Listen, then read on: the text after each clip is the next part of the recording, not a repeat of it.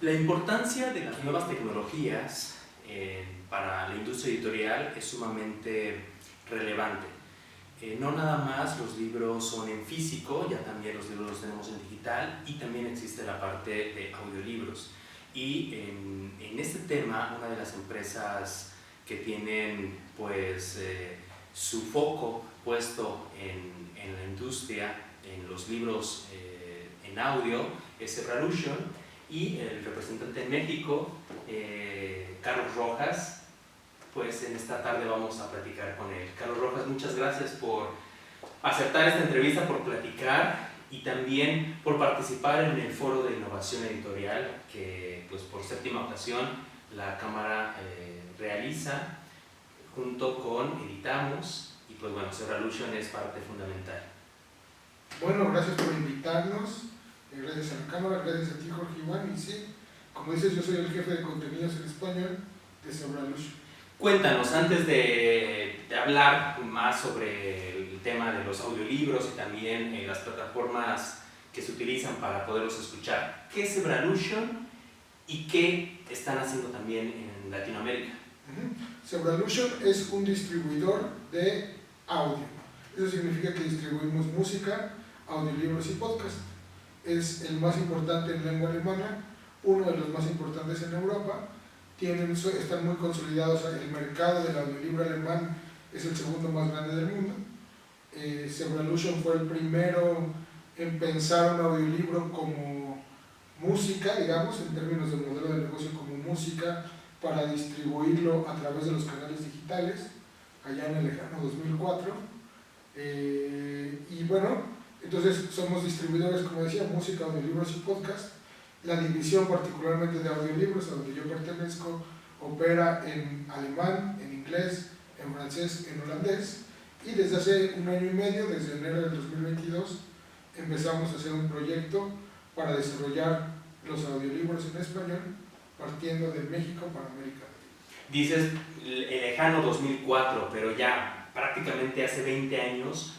¿Cuál es en qué momento está la industria editorial en el tema de los audiolibros en comparación, o qué de diferente hay de ese 2004 a 2023, pero sobre todo en México? ¿Cómo estamos? Por supuesto que en Europa está un poco más avanzado, pero ¿cómo está el mercado mexicano? Sí, en general en el audiolibro, o sea, es un mundo totalmente distinto. Cuando la primera vez que Zebralution subió un audiolibro a las plataformas de música fue a Napster, por ejemplo.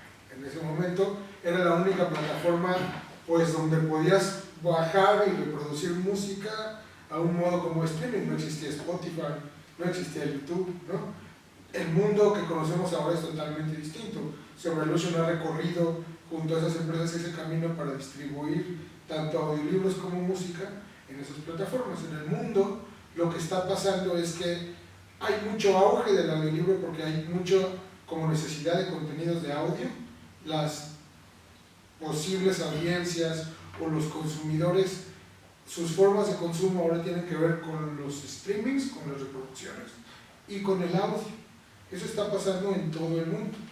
El español es el tercer idioma más hablado del mundo, así que es normal que haya necesidad de contenidos en español. Hace tiempo te escuché en una conferencia que diste, también que se realizó a través de Editamos, y en esta conferencia que se las dabas a jóvenes de la beca Juan Grijalvo, mencionabas el tema de los audiolibros, si son o no son libros. Y esa explicación, la verdad, a mí me gustó mucho, cómo la haces y cómo la desarrollas. No sé si pudieras de manera sintetizada darnos un poco de ese tema, porque a donde quiero llegar es también a parte de lo que están participando en el FIE. Los audiolibros, ¿son o no son libros?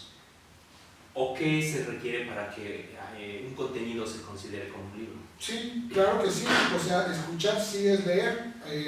Recientemente, tú ahora mencionas conferencias previas, recientemente se hizo en México el Encuentro Contec, que hace la Feria del Libro de Frankfurt, y ahí una de las ponentes se llama Emma Rodero, y ella es una estudiosa o es una académica de la Universidad Pompeu Fabra de Barcelona, y ella hablaba justamente de cómo en sus estudios leer, o más bien escuchar, sí que es leer, y transmites conocimiento y lo adquieres.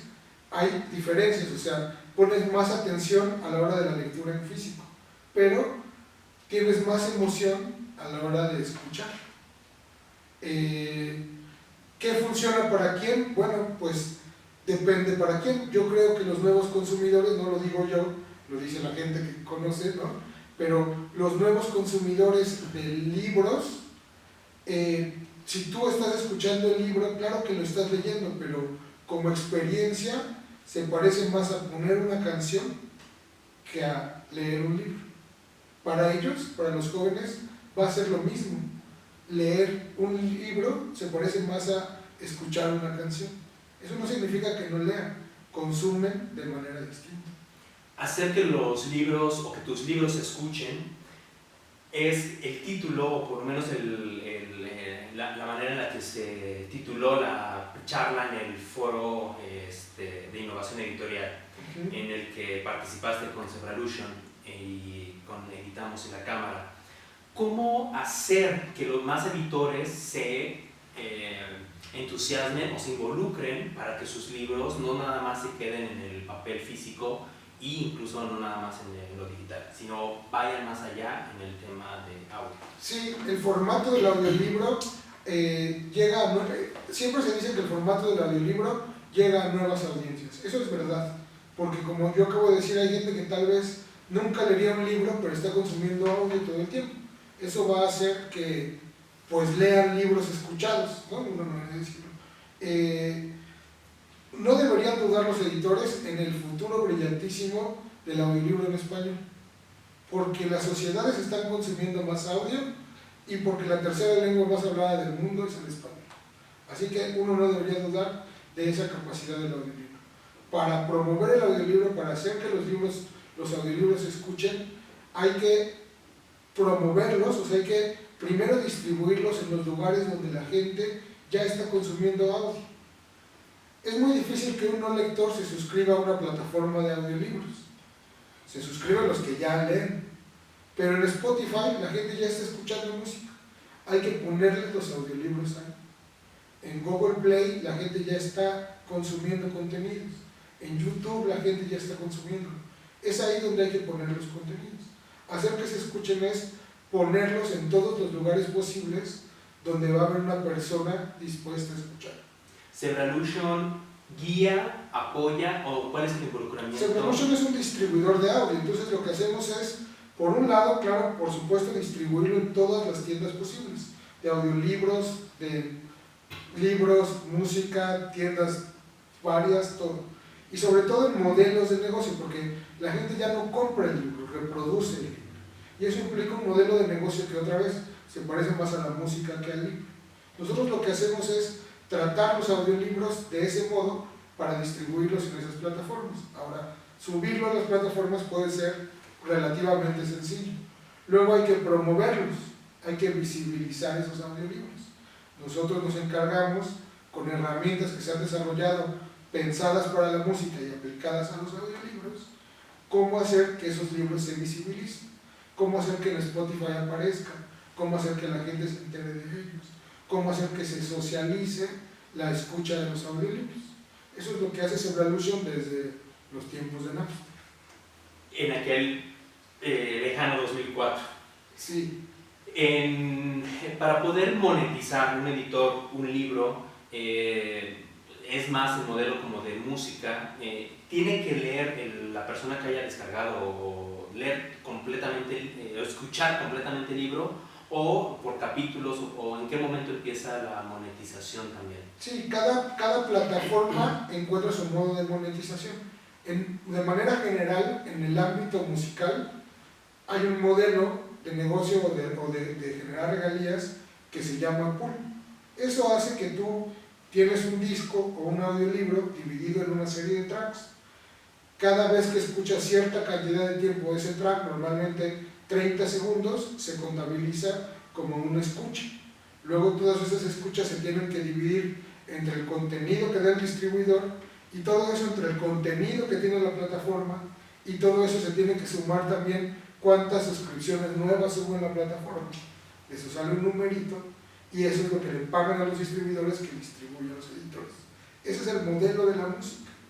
Digo, ahora dije editores y distribuidores, pero eso en realidad como los sellos musicales y sus artistas. Con los números y los datos que arrojan estas plataformas y conforme ustedes van viendo cómo se mueven los audiolibros, va en franco crecimiento y, como bien dices, sí tiene un futuro en el que hay que voltear y poner ahí un poco el acento. Sí, o sea, todos los datos que tenemos de audiolibros en español, no podemos hablar de un mercado del audiolibro en español, porque no tenemos suficientes contenidos, porque los contenidos que hay están sujetos a ciertas exclusividades. Pero los datos que dan todas las plataformas particulares siempre son de crecimientos de 2 dígitos. Todos los datos que tenemos en el mundo de todos los idiomas, los crecimientos son de 2 dígitos. Y es, otra vez, el consumo de audio indudablemente está creciendo. El mercado más grande de audiolibros del mundo es Estados Unidos. ¿Cuánto nicho de oportunidad hay ahí para los contenidos en español? Tomando en cuenta que hay millones de personas de habla hispana en Estados Unidos, ya acostumbrados a ese tipo de consumo. Hay productores de audiolibros que están haciendo esos audiolibros en español. Los editores latinoamericanos todavía no ven eso, en eso no estamos. Entonces hay que decirles y hacer hincapié a los editores mexicanos que volteen a ver estas plataformas y que obviamente empiecen a pensar en que sus contenidos deben de estar en audio. Sí, que tienen que tener audiolibros que sean suyos y que se distribuyan en todos los lugares posibles. Nosotros en Zebralution sabemos, las dificultades siempre son un poco la incertidumbre, pero también el dinero en América Latina. En Zebralution nosotros apoyamos a los editores e invertimos con ellos para producir esos contenidos. Y como el contenido es de los editores, nosotros recuperaremos la inversión que hagamos en las regalías que generen esos contenidos. No el quedarnos con los derechos de los libros, sino que se distribuyan. Todo lo contrario, en vez de amarrarlos a un derecho exclusivo, que estén en todos los lugares posibles, para que se generen regalías, para que nosotros recuperemos nuestra inversión y los editores entiendan cómo es el modelo y generen sus propios audiolibros. Al final es un modelo de ganar-ganar, entre más, a ustedes les conviene que entre más visibles y en más lugares se vea y se descargue y se escuche, pues obviamente es más oportunidades de negocio para ustedes y mayor negocio también para los editores. Sí, nuestro trabajo, lo que sabemos hacer es distribuir audiolibros, eso es lo que sabemos hacer y eso es lo que nos vamos a dedicar a hacer. Apoyaremos todo lo demás, lo que quiero decir es, no hacemos cosas que no sepamos hacer, ¿no? Somos distribuidores de audiolibros y necesitamos que haya contenidos para distribuir, eso es lo que tratamos de fomentar. Durante tu participación del FIE, con que nos pudieras compartir 3 reflexiones o 3 aprendizajes que hayas comentado durante el FIE para que los libros se escuchen, ¿qué nos podrías comentar para quedarnos con estas reflexiones y también invitar a los editores a que exploren y tengan en mente el tema de los audiolibros? Sí, que hay que explorar los audiolibros, hay que entender las 3 fases de los audiolibros. Sí son un modelo de negocio, sí puedes llegar a nuevas audiencias, sí puedes hacer un modo redituable de una inversión que tampoco es tanta por hacer audiolibros. Y lo que hay que hacer es tener cuidado en la producción, aprender el cuidado editorial que hay que ponerle a un audiolibro en la producción, distribuirlo en todas las plataformas posibles y en todos los modelos posibles, y luego utilizar herramientas digitales de promoción para visibilizarlo. Esas 3 cosas. Carlos, ¿dónde pueden encontrar más información sobre Zebralution? ¿Cómo te pueden contactar? O los editores, ya sea redes sociales, correo electrónico, todos los datos. Sí, mi correo electrónico es carlos.rojas@zebralution, Zebralution con Z, sobrelution.com, carlos.rojas@sobrelution.com. Nuestras redes sociales, en realidad nuestras redes sociales son para promover audiolibros. Nuestro proyecto de promoción de audiolibros se llama Lismio, Lismio, Lismio. Y ese proyecto pueden encontrar las redes sociales en alemán, inglés y español, en Twitter, Facebook e Instagram. Muy bien, pues Carlos, muchas gracias. ¿Algo más que quieras agregar? No, agradecerle a la Caniem, a Editamos, por invitarnos al FIE y a ti por esta entrevista y tu tiempo. Pues muchas gracias. Carlos Rojas, jefe de contenidos de Cebralution en español. Y bueno, también agradecerle la participación en el FIE 2023, en la 7ª edición. Mi nombre es Jorge Iván Garduño y platicamos con Carlos Rojas, una personalidad de la industria editorial. Hasta la próxima.